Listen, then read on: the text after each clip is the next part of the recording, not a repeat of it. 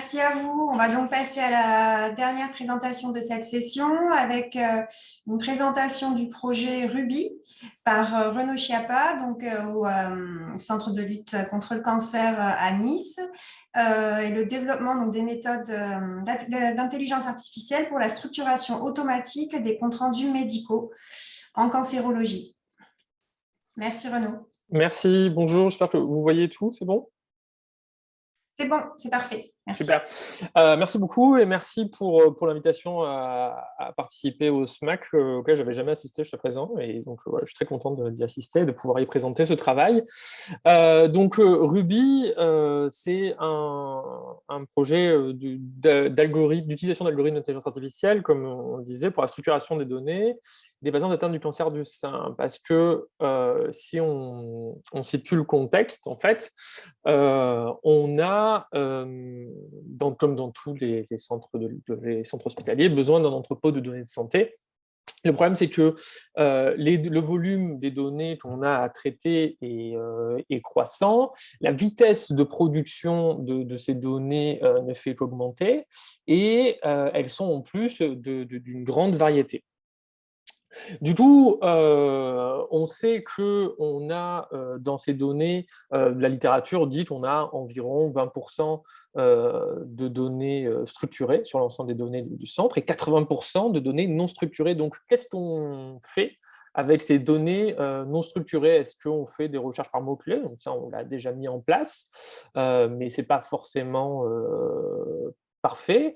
Elles ont fait de la saisie manuelle, hein, c'est majoritairement ce qu'on fait dans tous les centres depuis toujours, mais on connaît les limites et puis on a de plus en plus de mal, je trouve, à trouver des gens motivés par tout ça. Ou est-ce qu'on essaye d'utiliser de la structuration automatique par Natural Language Processing, Machine Learning, une solution d'intelligence artificielle? Donc, c'est ce que je vais vous présenter ici. C'est donc le projet Ruby qui était ce qu'on appelle un quick win qu'on a fait avec IBM. Quick win parce qu'on avait 2 mois et demi pour le réaliser. Et donc, c'était très court. Et sur ce temps très court, on a sélectionné 2375 patientes atteintes de cancer du sein. Ça représentait environ, pas environ, même exactement 6788 comptes rendus. Et on avait en regard la base de données cliniques structurée de ces patientes. Donc, comment on s'y est pris? En fait, en entrée, on a les données non structurées, on a constitué un jeu d'annotation qui nous permet de sélectionner les comptes rendus, les analyser, etc., pour faire en fait la première étape qui est du pré-traitement. Le pré-traitement, c'est notamment de déterminer d'abord où se trouvent les informations dans les comptes rendus, parce que tout n'est pas d'intérêt dans un compte rendu. Et ici, on avait 4 types de comptes rendus. On avait la première consultation, la première biopsie, la première chirurgie et le premier compte rendu ANAPAT. On s'est focalisé sur le début de l'histoire des patientes, parce qu'on n'avait pas beaucoup de temps, et qu'on essayait d'avoir quelque chose assez simple. Et en fait, par exemple, dans le compte rendu ANAPAT, il y a plein d'informations qui ne nous intéressent pas. Et c'est surtout dans la conclusion que ça va nous intéresser, les informations. Donc, on va segmenter les documents parce que du coup, on ne va pas utiliser les mêmes règles en fonction du segment dans lequel on se trouve. Et donc ça, c'est relié à l'identification des entités. En fait, les entités, c'est quelles sont les informations qu'on veut trouver pour remplir la base de données. Quand un ARC lit un compte-rendu, où il va pour chercher l'information et extraire l'information qui nous intéresse. Donc pour ça, en fait, il faut d'abord, on lit les comptes rendus pour identifier, bien entendu, et ensuite on va annoter. Donc comment ça se passe l'annotation? En fait, l'annotation, on va, avec un logiciel qui s'appelle BRAT, sélectionner, surligner en fait le texte qui nous intéresse, là par exemple la taille, et dire ça c'est la taille. Et ça, c'est le type histologique, ça, c'est le grade, etc., etc. Et ça, si vous vous rappelez, il y avait 6088 comptes rendus, mais comme on a segmenté, il y a plutôt quelque chose comme 15 ou 20 000 comptes rendus, donc c'est quand même un process qui est extrêmement chronophage. Une fois qu'on a annoté ce qu'on estime être suffisant pour lancer l'apprentissage, on a utilisé pour ce projet le Convolutional Neural Network. On essayait de reproduire une publication qu'on avait lue. Et on a testé du coup les performances puisqu'on avait un corpus d'entraînement et un corpus de tests. Mais en fait, le Convolutional Neural Network, ce qu'il fait, c'est qu'il va dire tel endroit, il y a l'information type histologique, tel endroit, etc., etc. Mais ça, c'est ce qu'un humain lirait. Mais quand on veut veut le mettre dans une base de données, malheureusement, on ne peut pas le mettre tel quel. On ne peut pas mettre taille de 3 cm. Ce n'est pas possible. Ce qu'on veut, c'est juste 3. Donc, du coup, il faut qu'on applique des règles métiers. Les règles métiers, c'est, vous l'avez compris, ce que fait naturellement un humain quand il lit le texte et qu'il veut le mettre dans la bonne case, dans le bon formulaire, dans le bon CRF. Donc ça, du coup, il a fallu définir beaucoup de règles métiers, et en fait, les règles métiers ont une importance capitale pour ces projets-là. Et une fois que les règles métiers ont été appliquées, on a pu remplir le CSV et avoir des données structurées, et on a donc calculé les performances. Alors, à noter qu'il faut à peu près 10 minutes pour faire tout ça, pour structurer les données, bien entendu, pas toute la partie de pré-traitement. Et donc, c'est relativement rapide. Donc, en fait, on a comparé les performances de Ruby versus la saisie manuelle. En fait, la saisie manuelle, qu'on pensait être le gold standard, on a tout repris et on a comparé la saisie manuelle par rapport à ce que le gold standard final. Et en fait, en comparant, on s'aperçoit que Ruby, en fait, là, par exemple, sur les consultations, fait aussi bien que la saisie manuelle, des fois un peu moins bien, mais c'est quand même intéressant. Au niveau de la biopsie, on n'a pas pu... comparer par rapport à la saisie manuelle parce qu'il y a beaucoup d'informations. Vous savez, les premières biopsies, elles sont faites en ville souvent. Et en fait, on a des PDF avec des scans de ce qui s'est passé en ville. On est en train de travailler dessus. On a soumis un abstract à Epiclin, on verra si ça passe, où on a lu les biopsies et on a appliqué les modèles qu'on avait entraînés sur les biopsies. Et ça, en fait, au niveau des biopsies, on en avait que 300, donc c'était facile de tout annoter. Au niveau des consultations, on est plutôt aux alentours des 2000, et c'est plus long. Donc, on a avancé les annotations entre-temps, et on a bon espoir d'arriver à augmenter les performances. Au niveau de la chirurgie, on s'aperçoit que Ruby est quasiment similaire avec la saisie manuelle, donc on est assez content. Au niveau de la NAPAT, c'est plus mitigé, avec certaines informations où je pense que c'est surtout des règles, en fait, vraiment des règles. Parfois, Ruby fait très bien, voire mieux, en fait, et parfois beaucoup moins bien, notamment au niveau de l'histologie, c'est un peu compliqué. Au niveau de l'histologie, il y a un petit biais, en fait, on a pris par défaut que si on n'était pas sûr, on prenait un NST, en gros, enfin, pas un carcinome planaire infiltrant, et donc du coup, de temps en temps, on tombe juste, mais par erreur, en fait. Au niveau de la notation, pareil, au niveau de la chirurgie, on n'améliorera pas grand-chose à part vraiment triturer un peu les règles métiers. Au niveau de la NAPAT, il y a une grosse marge de progression.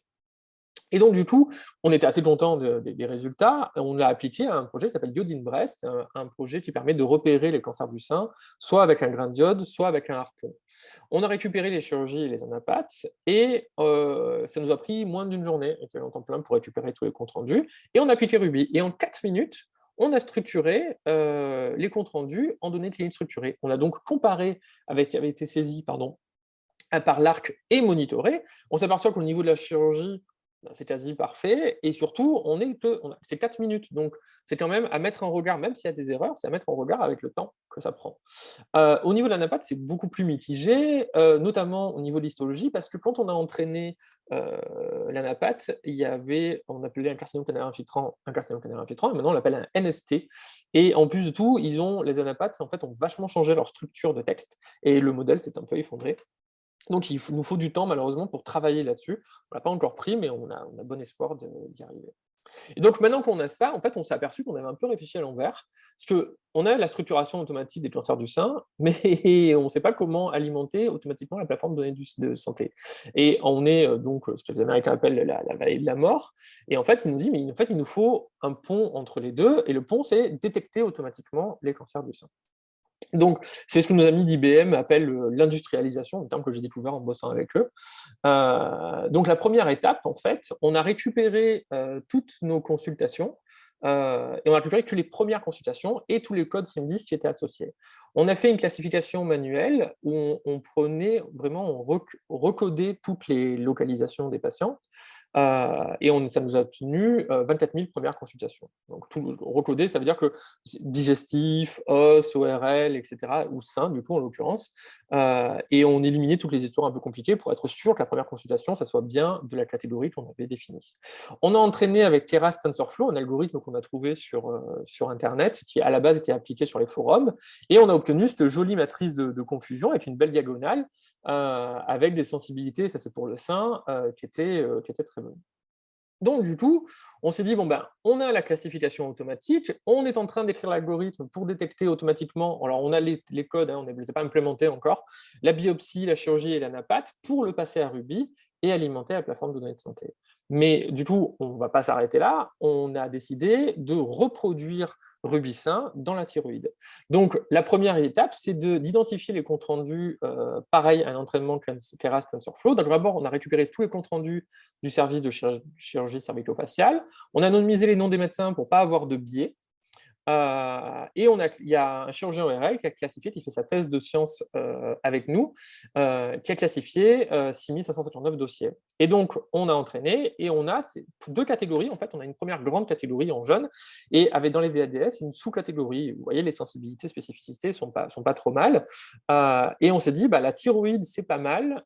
Donc, on l'a appliqué ensuite, on l'a appliqué à tous les dossiers qu'on avait, moins ceux qu'on avait déjà classés manuellement, bien entendu.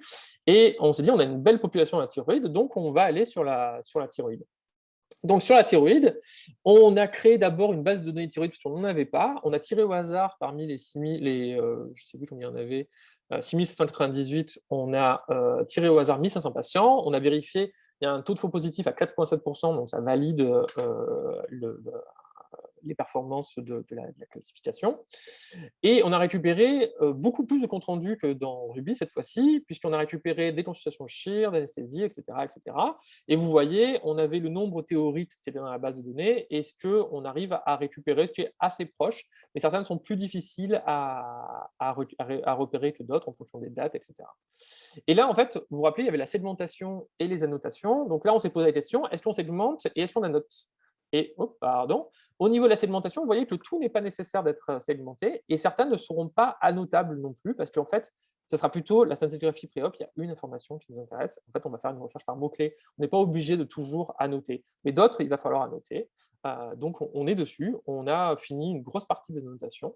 Donc, du coup, au niveau du sein, on était là. Au niveau de la thyroïde, on a fait la classification manuelle, on a fait la classification automatique et on est à l'étape donc de, on va écrire, en fait, on va commencer à extraire les données on va entraîner les modèles et commencer à écrire les règles métiers là dans les mois qui viennent. Tout ceci toujours pour alimenter la plateforme de données de santé. En conclusion, on a des résultats qu'on trouve très encourageants. On s'aperçoit que ce n'est pas toujours le Natural Language Processing la meilleure solution. On a quand même ce qu'on estime être un gain de temps conséquent. À modérer, alors on a fait des calculs, ça reste quand même intéressant, mais attention, le temps d'annotation peut vite être très chronophage. Et je pense que, alors on n'a peut-être pas forcément les compétences dans l'équipe, mais on essaie de les obtenir. Il faut arriver à trouver un juste milieu, en fait, entre. Si on va noter 100% des trucs, et en fait, on va augmenter les performances que de 0,5%, ce qui n'est pas du tout utile, ou s'arrêter bien avant et estimer correctement. On pense qu'on a vu que dans certains cas, il y avait un gain en qualité. Et finalement, vous avez vu, on a un ordinateur qui nous a coûté, je ne sais plus, un peu moins de 10 000 euros, 6 000 ou 7 000 euros, un truc comme ça. Même pas.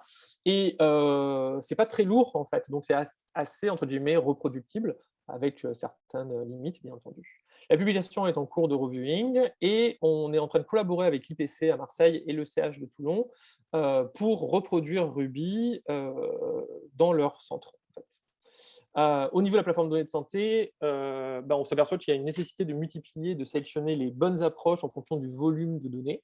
Et la difficulté à les extraire. Et comme vous voyez, on est en train d'incrémenter automatiquement tout ce qu'on a fait et on va reproduire après la thyroïde, on va essayer de reproduire encore sur d'autres pathologies. Je vous remercie pour votre attention. Merci beaucoup Renaud pour cette présentation où encore une fois on a vu effectivement une application directe de l'IA ici pour récupération de données cliniques déjà existantes sans besoin de passer par la case retranscription ou ressaisie. C'est vrai qu'on va dire que ça fait un peu rêver, je pense, surtout nos cliniciens, pour qui les données sont déjà existantes et qui ont parfois du mal à comprendre pourquoi est-ce qu'il faut les ressaisir. Alors, à ce niveau, j'ai un petit commentaire, une petite anecdote que je raconte à chaque fois que les cliniciens nous disent « Ah, mais pourquoi on n'a pas les données si vite ?» et tout ça, machin. Et je dis, par exemple, quand on a regardé la taille de la tumeur dans les comptes rendus cliniques, la tumeur n'est pas plus grande qu'un grain de riz. Eh ben, toute l'intelligence artificielle du monde n'y arrivera pas, je pense, Mais ben, à c'est quand même rassurant.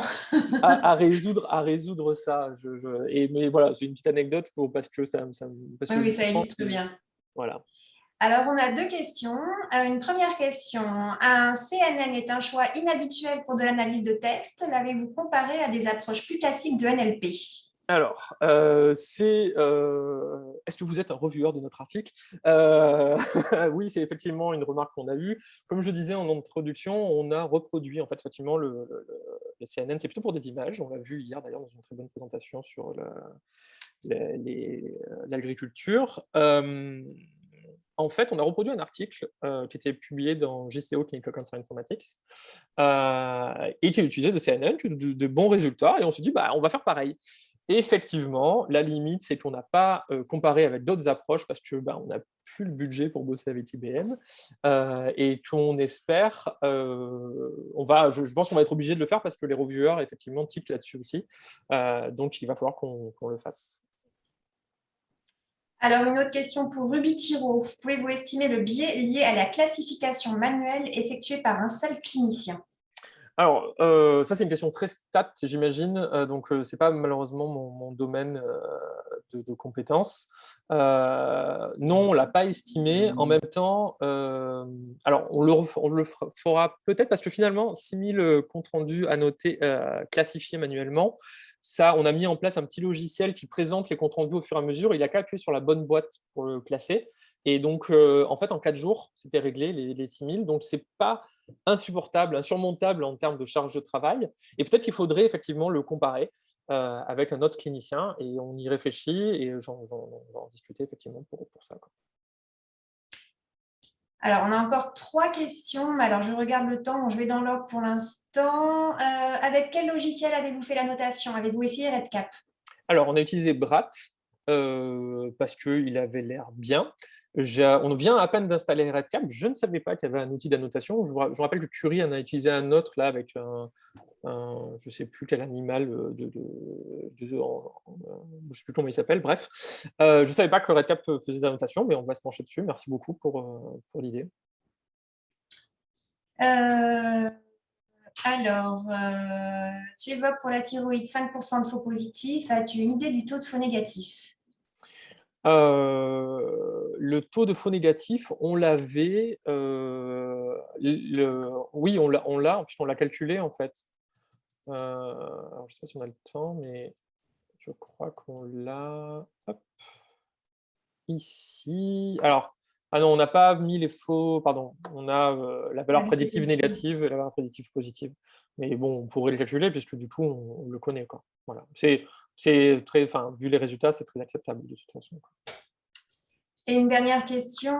Donc, comment les erreurs dans les comptes rendus seront-elles gérées au cas d'application à grande échelle de Ruby sur des données multicentriques et sur plusieurs suivis, par exemple, Ah, alors avec un vocabulaire différent entre cliniciens? Ça, j'espère pouvoir vous le présenter dans un an, mais peut-être plutôt dans 2, vu l'ampleur de la tâche. On sait que très classiquement, quand on entraîne sur un vocabulaire, et là on l'a vu même avec les anapathes, qui ont changé juste leur façon de présenter les informations, ça s'est effondré.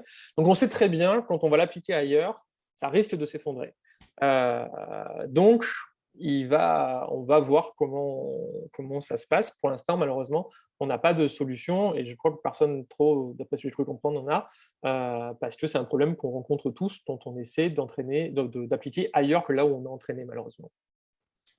Très bien. Moi, je regarde le temps. Alors, il y a une dernière question. Peut-être, Renaud, si tu peux répondre dans le Q&R pour éviter de prendre un peu trop de retard pour la prochaine présentation. Je te remercie beaucoup. Oui, merci beaucoup. Et Caroline pour la dernière présentation. Merci encore. Merci.